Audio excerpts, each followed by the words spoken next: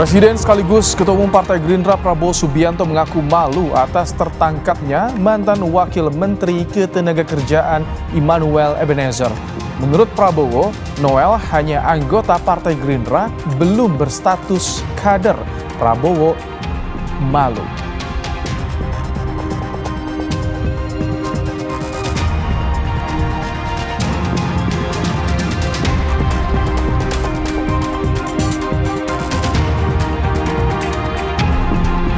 Polisi membubarkan pendemo di kawasan Jalan Asia Afrika Senayan, Jakarta.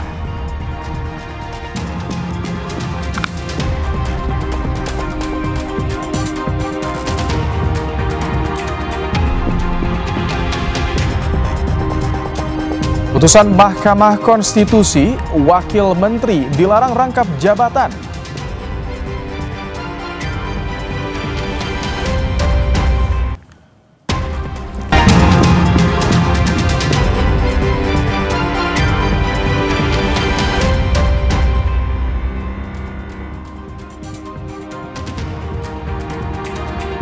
Halo, selamat malam saudara. Anda kembali menyaksikan program Kompas Malam bersama saya, Rahmat Ibrahim.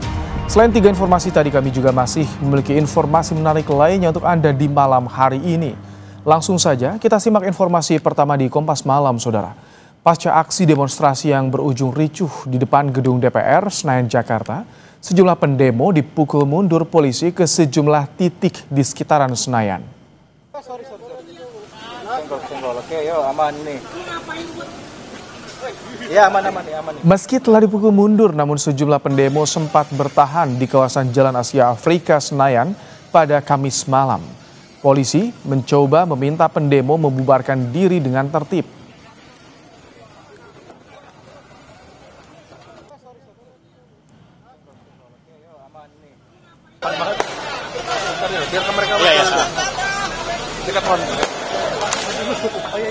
Karena peringatan dari polisi tidak diindahkan pendemo, polisi terpaksa mendorong pendemo untuk membubarkan diri di kawasan Jalan Asia Afrika Senayan. Akibatnya, arus lalu lintas di persimpangan Pintu Senayan dan Jalan Asia Afrika sempat terhambat.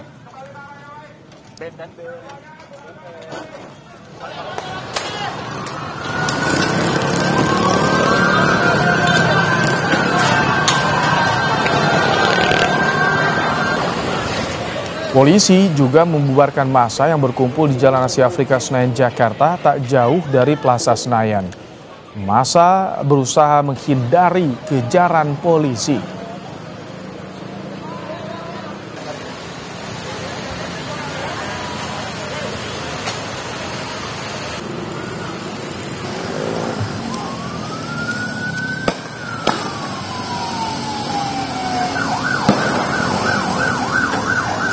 Pendemo juga berkumpul di dekat Hotel Mulia Senayan, saudara. Polisi bergerak memukul mundur pendemo. Terlihat bekas tembakan gas air mata untuk membubarkan pendemo. Nyerang kiri soalnya.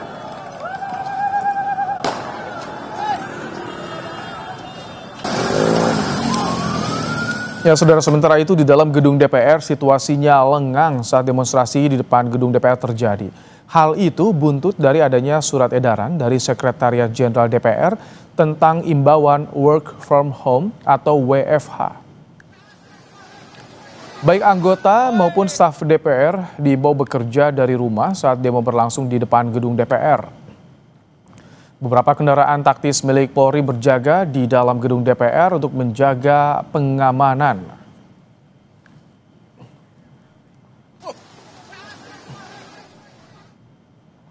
Seperti ini surat edaran tentang penyesuaian pembagian sistem kerja work from office dan work from home pada tanggal 28 Agustus 2025 bagi pegawai Sekretariat Jenderal DPR RI.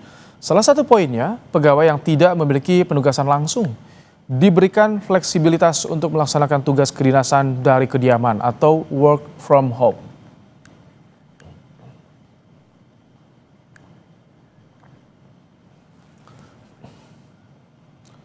Istana melalui Menteri Sekretaris Negara Prasetyo Hadi merespons aksi unjuk rasa di sekitar gedung DPR bahwa masyarakat punya hak untuk menyampaikan aspirasi. Mensesnek bilang, tentu sekali lagi kami atas nama pemerintah menghormati segala bentuk penyampaian aspirasi. Ya, dalam hal ini kemarin tanggal 25 dan tanggal 28 ya, hari ini menyampaikan aspirasi, tentu kita menghormati. Kalaupun melalui cara penyampaian aspirasi demo itu juga tidak masalah. Yang penting semangatnya kami semua berharap untuk kemudian tidak menimbulkan mengganggu fasilitas-fasilitas umum, itu aja. Langsung saja kita ke jurnalis Kompas TV, ada Triksi Valencia yang berada di kawasan Selipi, Jakarta. Selamat malam, Triksi. Bisa Anda gambarkan bagaimana situasi di sana? Apakah pendemo sudah berhasil dibubarkan?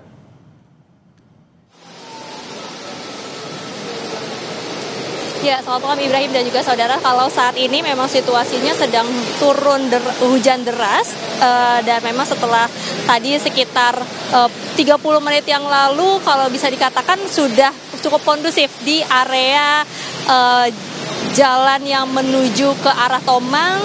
Kita melihat sejak 30 menit yang lalu ini arus lalu lintas sudah mulai bisa dibuka kembali sehingga beberapa kendaraan dari kendaraan roda 4, roda 2 sudah bisa melintas baik yang melalui jalan tol maupun juga ke arah Tomang melalui jalan biasa ataupun juga jalur biasa. Kalau sebenarnya di sini ada beberapa titik Ibrahim yang menjadi pusat perhatian ataupun juga pusat unjuk rasa. Selain yang ada di perempatan Selipi di Selipi ini, ada juga tadi di kawasan Jalan Palmerah sekitaran pom bensin Palmerah. Di sana juga terdapat masyarakat yang berkumpul berunjuk rasa dan juga tadi ada lagi yang ke arah Petamburan. Jadi memang beberapa titik ini dilakukan penutupan jalan untuk mencegah adanya masyarakat-masyarakat yang tidak mengikuti unjuk rasa ini bisa terkena imbas dari unjuk rasa yang memang sedang terjadi. Karena Ibrahim, kalau bisa saya ceritakan unjuk rasa yang tadi sempat terjadi sampai malam hari cukup tidak kondusif. Ada beberapa kali lemparan batu, kemudian juga ada kejar-kejaran dengan petugas ketika para petugas ini meminta untuk masyarakat ataupun juga para pendemo untuk pulang karena memang sudah melewati jam untuk berorasi begitu ya. Lalu kemudian juga ada yang beberapa ban yang dibakar di beberapa jalan sehingga memang tidak memungkinkan untuk kemudian kendaraan ataupun juga masyarakat sipil pada yang tidak ikut berdemo ataupun juga berunjuk rasa ini melewati tempat-tempat tersebut. Tapi kalau saat ini Ibrahim, saya sudah bisa melihat bagaimana arus lalu lintas ini sudah mulai kembali normal. Kemudian juga beberapa masyarakat yang menggunakan kendaraan roda 2 ini juga sudah bisa melalui jalan di sekitaran Selipi arah ke Tomang maupun juga arah sebaliknya yang saat ini juga sudah bisa dilalui dengan kondusif begitu ya. Tapi untuk tetap menunjukkan bahwa memang situasinya harus tetap kondusif sampai akhir, sampai selesai nanti, maka memang masih ada personel-personel kepolisian yang berjaga di beberapa titik. Salah satunya di Selipi Petamburan ini, lalu kemudian juga ada di dekat Jalan Palmerah, kemudian yang ke arah Pejompongan, ini juga kami melihat ke arah Petamburan juga masih ada beberapa polisian ataupun juga pihak polisi yang berjaga. Dan saat ini situasinya, Ibrahim dan juga saudara, saat ini bisa terlihat ya ada beberapa masyarakat yang memang sedang dalam perjalanan pulang karena tadi tidak sempat ataupun juga tidak bisa melalui jalan-jalan yang biasa dilaluinya. Kini sedang berteduh di bawah di area Selipi, di area perempatan Selipi. Kemudian juga ada petugas yang memang masih menjaga di beberapa titik. Bisa terlihat dengan jelas ini ada pengendara-pengendara roda 2 yang menanti untuk kemudian hujan reda kemudian bisa lewat lagi, dan juga petugas kepolisian yang terus berjaga. Tadi kalau saya mengutip apa yang disampaikan oleh Kabid Humas Polda Metro Jaya Kombes Adi Ari, bahwa memang terkait dengan pengamanan ini terus dilakukan untuk membuat situasi semakin kondusif dan juga terjaga agar tidak ada anarkis, yang ini juga menjadi imbauan dari kepolisian maupun juga pemerintah bahwa unjuk rasa diperbolehkan, namun yang diperhatikan adalah agar tidak adanya pihak-pihak yang memprovokasi, kemudian juga menyebabkan anarkis yang menyebabkan korban jiwa ataupun juga kerusakan dari beberapa fasilitas. Itu yang tadi menjadi imbauannya dan juga yang kita nantikan apakah memang ini sudah selesai, unjuk rasa sudah selesai dan juga kondisi sudah semakin aman sampai nanti malam. Baik. Ibrahim. Baik, terima kasih Riksi untuk laporannya langsung dari kawasan Selipi, Jakarta. Saudara, mantan Gubernur Jawa Barat Ridwan Kamil diperiksa Bareskrim Polri terkait laporan kasus dugaan pencemaran nama baik yang dilayangkannya.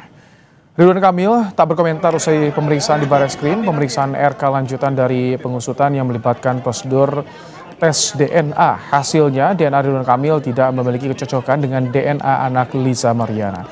Usai pemeriksaan RK, Bareskrim akan menjadwalkan pemeriksaan Lisa Mariana pekan depan. Nantinya setelah kedua pihak diperiksa, Bareskrim akan melanjutkan ke tahap gelar perkara untuk menentukan status hukum pihak-pihak terkait. Kurang lebih ada 12 pertanyaan, ya. Mayoritas adalah pertanyaan-pertanyaan seputar hasil tes DNA. Kemudian juga secara aturan hasil tes DNA itu memang bisa diperlihatkan. Jadi saya tadi diperlihatkan, ya. Dan hasilnya seperti yang diumumkan oleh tim dari Kesehatan Polri bahwa ya memang genetikanya juga tidak ada sedikit pun identik kan begitu ya. Sehingga akar dari semua ini adalah kan tudingan yang tidak berdasarkan dengan bukti. Itulah kenapa kita melakukan laporan pencemaran nama baik. Semua ini adalah kan tudingan yang tidak berdasarkan dengan bukti. Itulah kenapa kita melakukan laporan pencemaran nama baik. Gue gak takut digugat.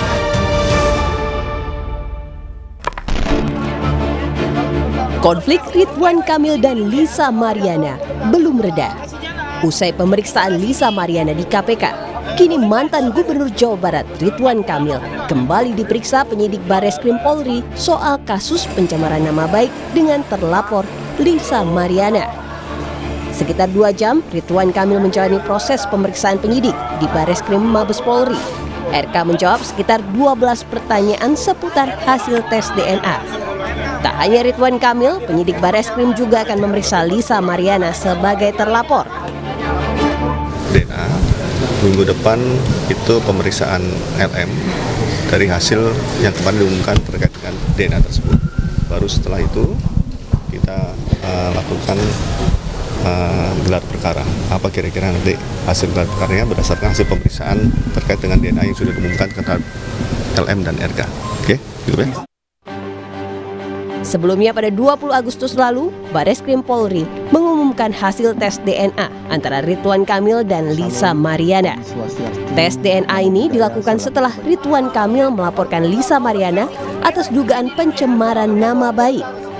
Bareskrim menyatakan anak Lisa Mariana tak identik dengan DNA Ridwan Kamil.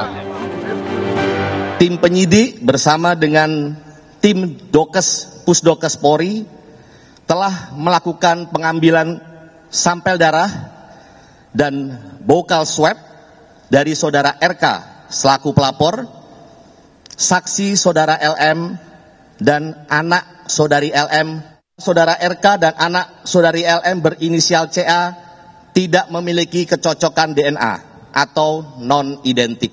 Asal lu tahu blowain lo. Bebas bisa bongkar yang lainnya. Merespon hasil tes DNA di Bareskrim melalui media sosialnya, Lisa tak puas atas hasil tersebut. Ia pun mengancam akan membongkar sejumlah hal terkait Ridwan Kamil. Di sisi lain, sidang gugatan perdata hak asuh anak yang dilayangkan Lisa Mariana terhadap Ridwan Kamil juga masih bergulir di Pengadilan Negeri Bandung. Tim Liputan, Kompas TV. Setelah Presiden Prabowo Subianto meminta semua pejabat di pemerintahan bekerja dengan baik, Prabowo menegaskan tidak ada orang yang tidak bisa diganti, termasuk Presiden sendiri. Prabowo bilang mulai dari kepala daerah hingga direksi BUMN harus bekerja dengan benar. Jika kerjanya tidak beres, Prabowo mengancam bisa diganti. Ia pun menggambarkan jika presiden gak benar pun bisa diganti. Di Indonesia ini, ya, saya kasih tahu ya, there is no one that cannot be replaced. Tidak ada orang yang tidak bisa diganti. Termasuk Presiden Republik Indonesia, kalau saya nggak benar, kalau saya brengsek, saya bisa diganti. Nggak ada orang yang tidak bisa diganti. Bupati nggak beres, bupati bisa diganti. Ya, ada itu direksi-direksi BUMN merasa kayak jadi raja aja. Polisi tetapkan 15 tersangka kasus penculikan dan pembunuhan kaca bank BUMN. Namun hingga kini motif pembunuhan belum terpecahkan. Informasinya usai jeda.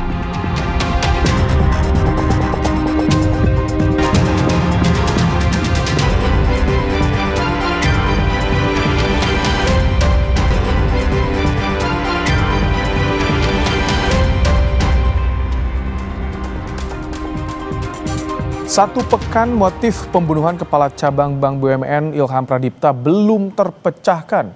Terbaru, polisi menangkap satu pelaku yang berperan sebagai tim pengintai. 15 orang telah ditetapkan sebagai tersangka.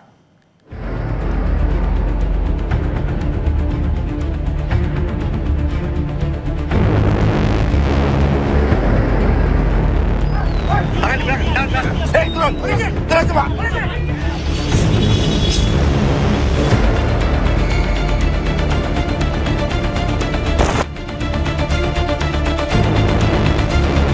Satu persatu, kepingan fakta kasus penculikan dan pembunuhan Kepala Cabang Bank BUMN Ilham Pradipta mulai terkuat. Kelompok penculik hingga aktor intelektual telah ditangkap. Terbaru, polisi menangkap seorang pria berinisial RS di Semarang, Jawa Tengah yang berperan sebagai tim pengintai. RS berperan menyiapkan tim pantau untuk mengikuti kegiatan Kepala Cabang Bank BUMN Ilham Pradipta. Saudara RS ini berperan menyediakan tim pantau yang mengikuti kegiatan korban dan juga menyediakan tim IT. Tindakan pertama itu mengamankan, setelah itu dilakukan pemeriksaan, didalami, nanti siapa yang ditetapkan tersangka. Total, polisi sudah menetapkan 15 tersangka.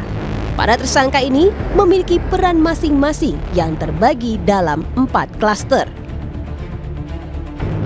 Klaster pertama adalah aktor intelektual alias otak pembunuhan. Para aktor intelektual ini berperan membuat skenario penculikan hingga pembunuhan Ilham Pradipta. Di antara aktor intelektual ini ada nama seorang pengusaha sekaligus motivator, Dwi Hartono.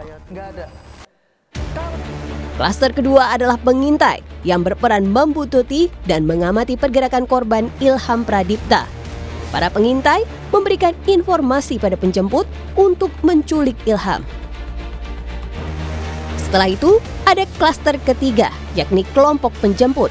Mereka bertugas menculik Ilham, lalu diserahkan ke pihak lain yang bertugas sebagai eksekutor. Klaster terakhir adalah kelompok eksekutor yang berperan menganiaya korban hingga tewas, sekaligus membuang jasad korban. Muhammad Ilham Pradipta, Kepala Kantor Cabang Pembantu Bank BUMN, diculik dan dibunuh sekelompok orang pada 20 Agustus di Pasar Rebo, Jakarta Timur. Itu Pak Ilham. Ironisnya, korban ditemukan tewas sehari setelahnya di lokasi berbeda dalam kondisi kaki dan tangan terikat lakban. Meski peran para tersangka sudah diketahui, namun kasus ini masih diselimuti misteri. Polisi masih terus menggali motif pembunuhan Kepala Cabang Bank BUMN Ilham Pradipta. Tim Liputan, Kompas TV. Untuk membahas lebih dalam mengenai kasus penculikan dan pembunuhan Kepala Cabang Bank BUMN, sudah ada bersama kami Kriminolog Universitas Indonesia, Hanifah Hasnas. Assalamualaikum, selamat malam Mbak Hani. Selamat malam Mas Ibrahim. Mbak Hani, ini ada 4 klaster yang disampaikan oleh polisi melibatkan 14 orang di kasus ini. Anda melihat ini skenario perencanaan pembunuhan ini begitu dipersiapkan dengan matang? Ya, jadi kalau lebih dari 3 orang bisa kita sebut dengan organized crime. Tapi dengan mudahnya tertangkap, ini menjadi organized crime yang tidak terorganisir dengan baik. Karena biasanya semakin banyak orang akan semakin banyak celah untuk kejahatan ini jadi rancu gitu ya. Maksudnya begini, ada beberapa, kalau di kriminologi ada 3 tingkatan Mas. Yang pertama, tingkatan pertama adalah mastermind, yang kedua adalah middleman, yang ketiga adalah hitman. Hitman itu adalah orang-orang bawah yang biasanya tidak mengenal orang paling atas. Nah, sementara ini kemungkinan kepolisian belum bisa mengungkap karena yang ditangkap itu hanya bagian eksekutor dan middleman. Jadi belum sampai mengetahui motif yang sebenarnya terjadi karena belum sampai ketahuan di paling atasnya. Ini sudah 15 orang loh yang ditangkap, Mbak Hani. Apakah itu belum mencakup semua menurut Anda? Karena biasanya kalau semakin banyak, biasanya kelompok ini terputus, Mas. Terputus itu artinya misalnya 4 orang hanya melumpuhkan atau yang berkontak fisik dengan korban. Tetapi dia tidak tahu siapa sebetulnya yang memberikan perintah dan atas konflik apa. Nah, ini yang membuat kesulitan. Jadi selama dalam penyidikan mungkin yang disampaikan adalah kami menerima uang untuk melakukan penculikan atau pengintaian. Selesai sampai di situ. Sehingga aktor yang paling utama belum tersentuh. Kemudian ini yang juga menjadi tanda tanya ketika dengan perencanaan melibatkan 15 orang tapi tanpa ada upaya untuk menghilangkan jejak ketika membawa jasad korban di perkebunan. Artinya memang tidak melibatkan orang profesional menurut Anda atau bagaimana ini? Jadi begini, ini ada 2 kemungkinan. Yang pertama ini by design atau by accident gitu.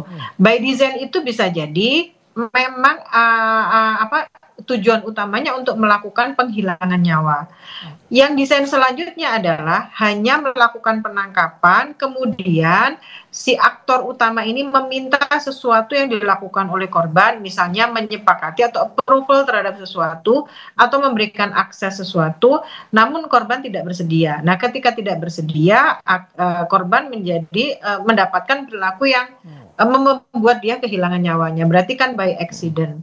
Tapi yang perlu kita ketahui adalah ada beberapa dari pernyataan dari yang sudah tertangkap, dia tidak mengetahui ketika dia sudah menyerahkan korban itu ke pihak yang lain, ternyata pihak yang lain itu ternyata melakukan pembunuhan. Artinya komando dari atas ke bawah itu tidak linier. Ketika tidak linier, masing-masing kelompok ini tidak akan mengetahui sebetulnya yang dia lakukan itu apa.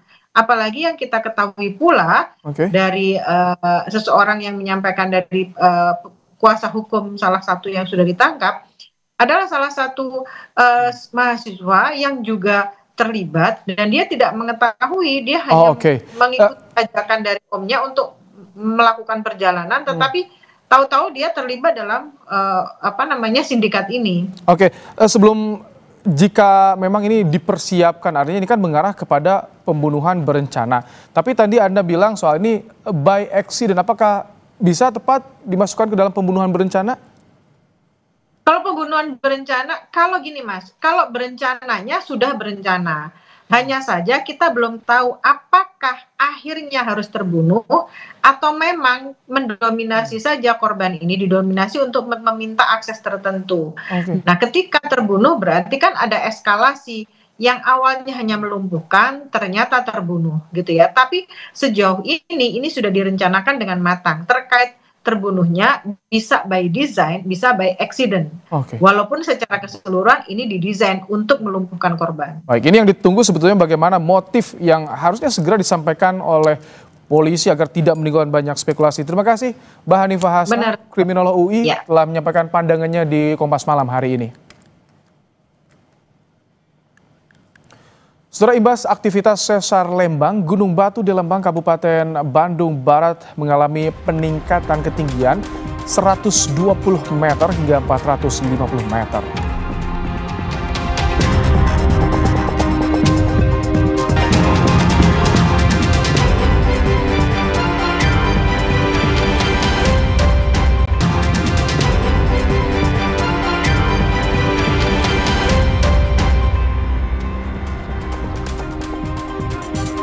Saudara, imbas aktivitas sesar lembang Gunung Batu di Lembang, Kabupaten Bandung Barat mengalami peningkatan ketinggian 120 hingga 450 meter. Pemerintah Kota Cimahi mengakui belum siap sepenuhnya menghadapi ancaman gempa dari sesar lembang. Gunung Batu di Desa Pagerwangi, Lembang, Kabupaten Bandung Barat, Jawa Barat mengalami peningkatan ketinggian imbas aktivitas sesar lembang. Gunung ini berada di kilometer 16 sesar Lembang yang bentangannya mencapai 29 km. Peneliti Badan Riset Inovasi Nasional BRIN, Mudrik Rahmawan Daryono menyebut, tinggi Gunung Batu meningkat 120 hingga 450 meter secara bertahap.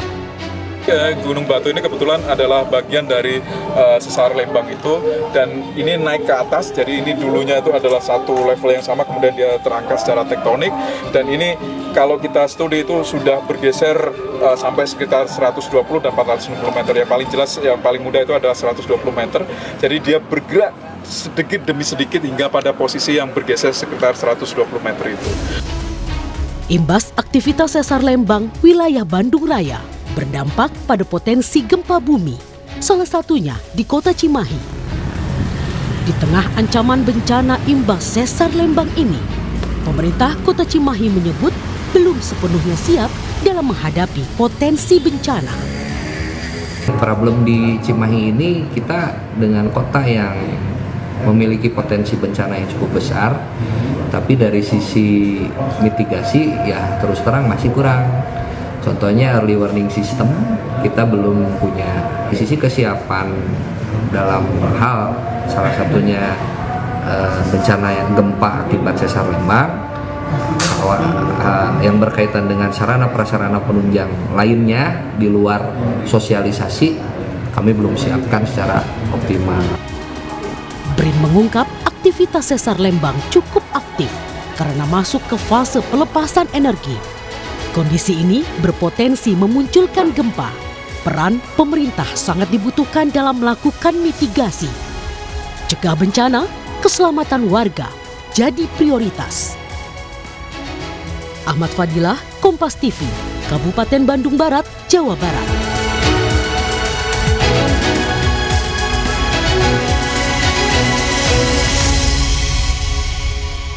Kepala Pelaksana BPBD Kota Bandung, Didi Ruswandi, juga mengatakan berdasarkan informasi peneliti BRIN, tingkat kerusakan wilayah Kota Bandung cukup tinggi jika sesar lembang mengguncang. Hasil simulasi tingkat kerusakannya 8 mmi.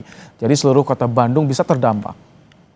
Bahwa Kota Bandung itu dari hasil simulasi atau hasil pemodelan itu tingkat kerusakannya MMI-nya itu di 8 gitu. Jadi seluruh Kota Bandung, karena tingkat kepadatan penduduknya itu sangat padat. Jadi kita mungkin memberlakukan ke seluruh penduduk Kota Bandung ya. Membahas soal aktivitas sesar lembang dan mitigasi yang perlu dilakukan, kita sudah bersama dengan Kepala PVMBG Hadi Wijaya. Selamat malam Pak Hadi. Selamat malam Mas Ibrahim. Baik, Pak Hadi, jadi saat ini bagaimana aktivitas sesar lembang yang terpantau Pak dari sana? Baik, memang dalam kisaran 2 minggu yang lalu, tepatnya di tanggal 14 sampai tanggal 20 Agustus terjadi 3 kali gempa bumi yang masih kecil karena dengan magnitudo 2-3 sehingga tidak menimbulkan kerusakan. Namun ini menjadi kesiapsiagaan kita bersama bahwa itu menjadi tanda sesar lembang yang memiliki panjang 29 km yang mengarah dari arah barat ke timur, itu memang menunjukkan keaktifan dari gempa bumi tersebut. Ada laporan kerusakan atau dampak dari sesar lembang ini, aktivitas sesar lembang ini Pak? Ya, kemarin kami sudah menyampaikan melalui laporan khusus di Badan Geologi Kementerian SDM bahwa tidak ada kerusakan, namun kami memberikan rekomendasi agar masyarakat hati-hati dengan kejadian tersebut karena menunjukkan bahwa Sesar Lembang aktif sampai sekarang. Oke, Sesar Lembang aktif, kemarin sempat gempa walaupun magnitudonya kecil, tapi ini yang perlu diwaspadai itu dampaknya seperti apa sih Pak Hadi soal keberadaan Sesar Lembang ini sebetulnya? Ya, Sesar Lembang ini yang tadi kami sampaikan memiliki panjang 69 kilo dan terbagi dalam 6 segmen. Jadi kalau tadi berbicara bahwa dari salah satu peneliti Pak Mudrik Rahmawan Daryono menyebutkan memiliki potensi sampai ke 6,5 sampai 7 magnitudo, itu sebetulnya kalau terjadi secara simultan. Namun secara histori data yang ada seperti yang terjadi tahun 2003 dan 2011, sejauh itu dalam 20 tahun terakhir kejadiannya masih di bawah skala magnitudo 5. Jadi artinya memang menimbulkan kerusakan, namun kita berharap bersama bahwa tidak terjadi secara keseluruhan, tapi seperti histori sebelumnya terjadi per segmen. Oke, Pak Hadi, kami ada grafis ilustrasinya bagaimana sebetulnya jalur dari Sesar Lembang ini yang memanjang dari kaki Gunung Manglayang, ini Cilengkrang ya, sampai Padalarang. Artinya ini wilayah Kota Bandung pun berdampak, berisiko tinggi juga terdampak, Pak Hadi ya. Mitigasinya sejauh ini yang sudah disiapkan oleh pemerintah apa, Pak?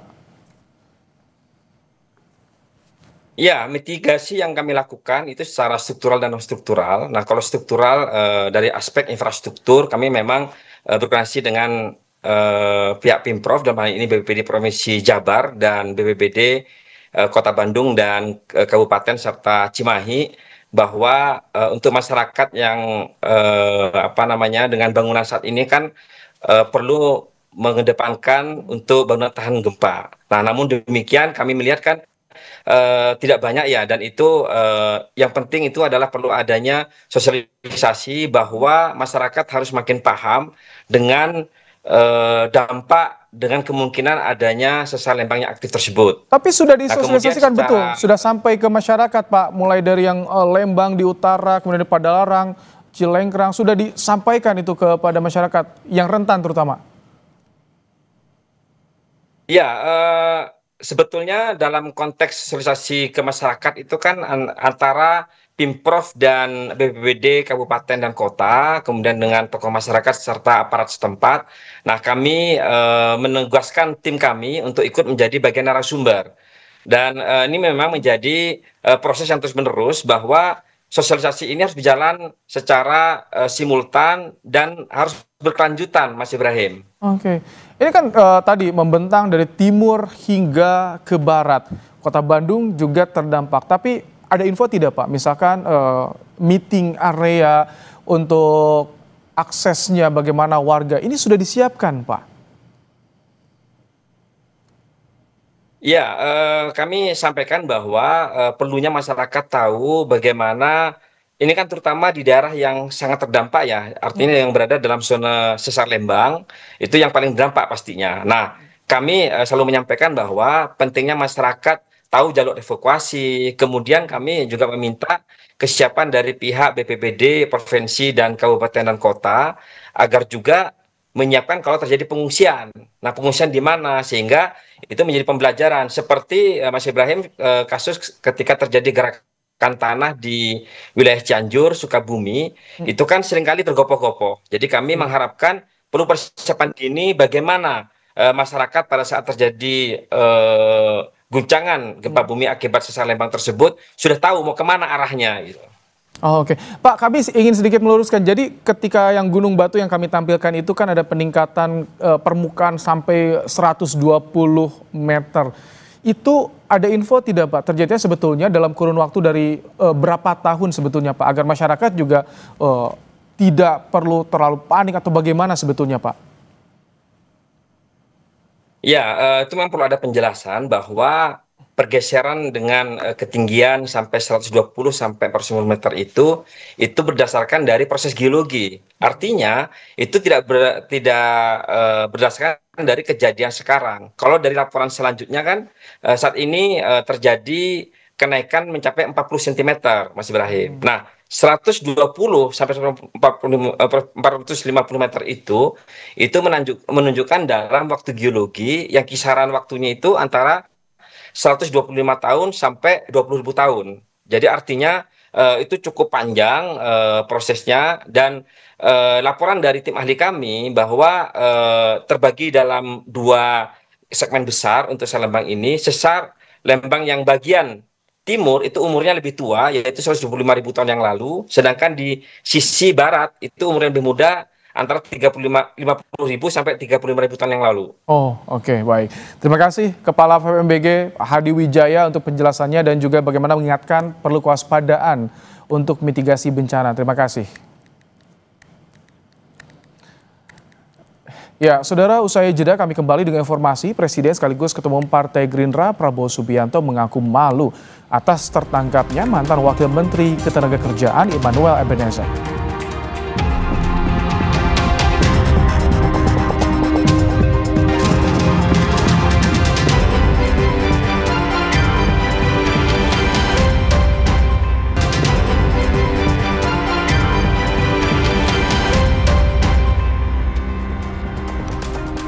Saudara, Presiden sekaligus Ketua Umum Partai Gerindra Prabowo Subianto mengaku malu atas tertangkapnya mantan Wakil Menteri Ketenagakerjaan Immanuel Ebenezer. Prabowo bilang Noel hanya anggota Partai Gerindra, belum berstatus kader. Prabowo mengingat lagi pidatonya di MPR RI pada 15 Agustus yang lalu, yang bilang akan menindak kader partainya yang melanggar. Tak lama kemudian Noel ditangkap KPK atas dugaan pemerasan pengurusan sertifikasi K3 di Kemenaker. Di MPR tanggal 15 Agustus, ingat pidato saya? Saya katakan, kalaupun ada anggota Gerindra yang melanggar, saya tidak akan lindungi. Beberapa hari kemudian ada anggota Gerindra, tapi dia anggota, dia belum kader. Kalau kader itu ikut pendidikan, yang tadi itu Ottoman itu dia harus belajar itu. Aduh, dia nggak keburu ikut kaderisasi. Tapi tetap saya agak malu saya.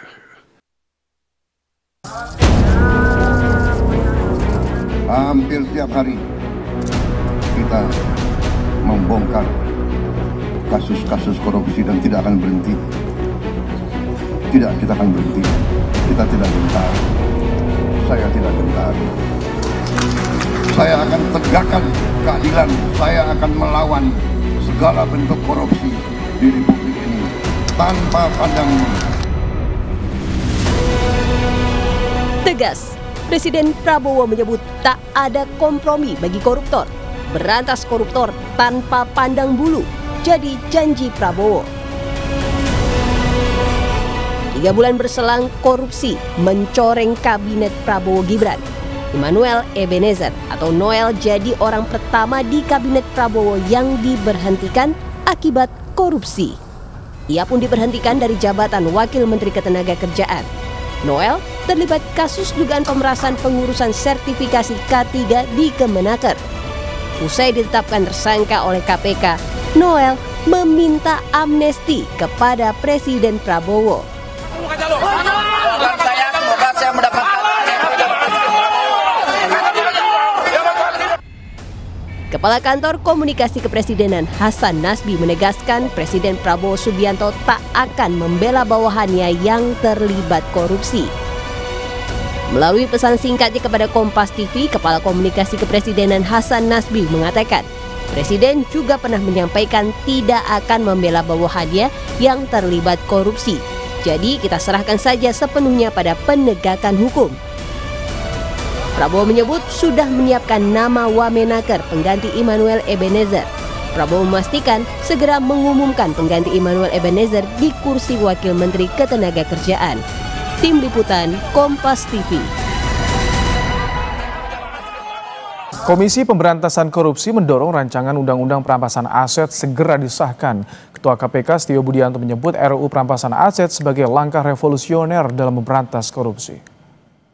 Ya, menurut saya sangat penting, makanya saya sebutkan bahwa RUU perampasan aset itu adalah langkah revolusioner dalam rangka salah satunya upaya pemberantasan korupsi.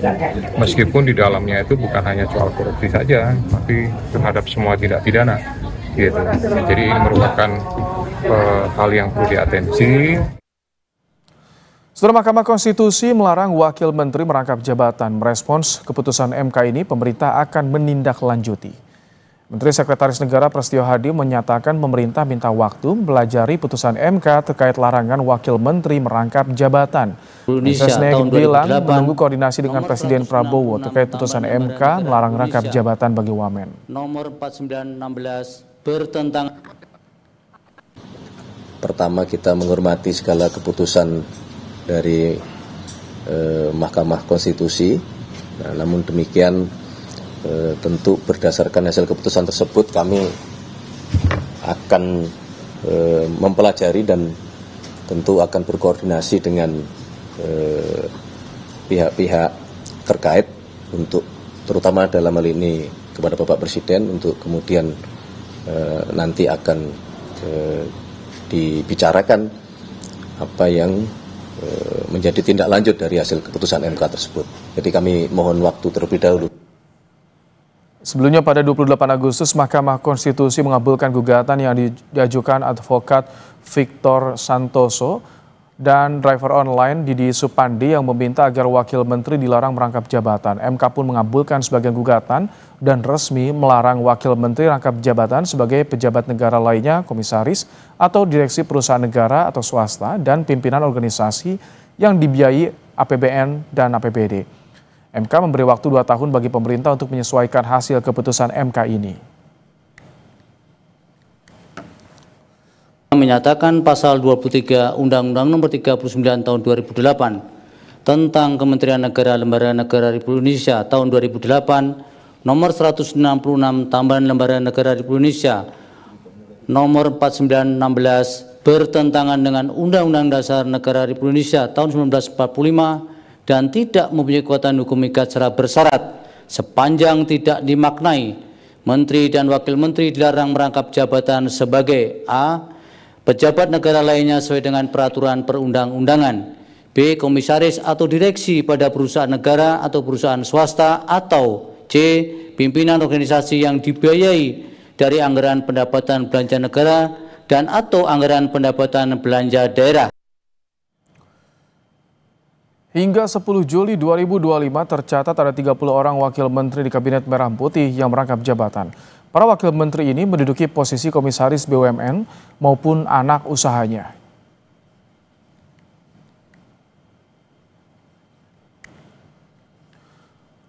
Usai jeda kami ajak Anda melihat salah satu jalan ekstrim di dunia dengan kemiringan 70 derajat dan zigzag.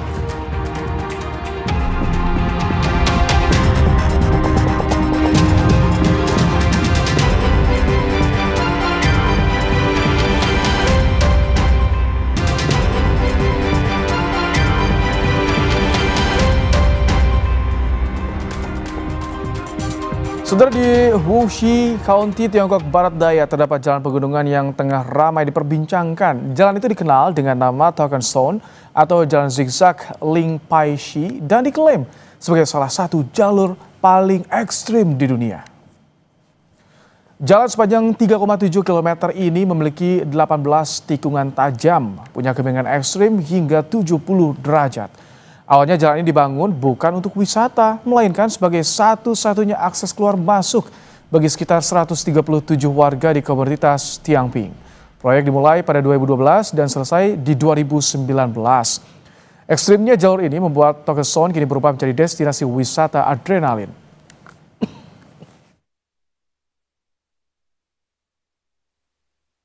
一把肯定上不了的，真的，一把上不了，因为有的就是弯都急，然后你车的话加油，可能冲出去了，也有可能都是说它悬空的，所以要倒，必须要倒，担心就是也上不去，啊，在中途的话上不去下不来，啊，心里还是也提心吊胆的，但是上去以后，哎，感觉怪轻松的。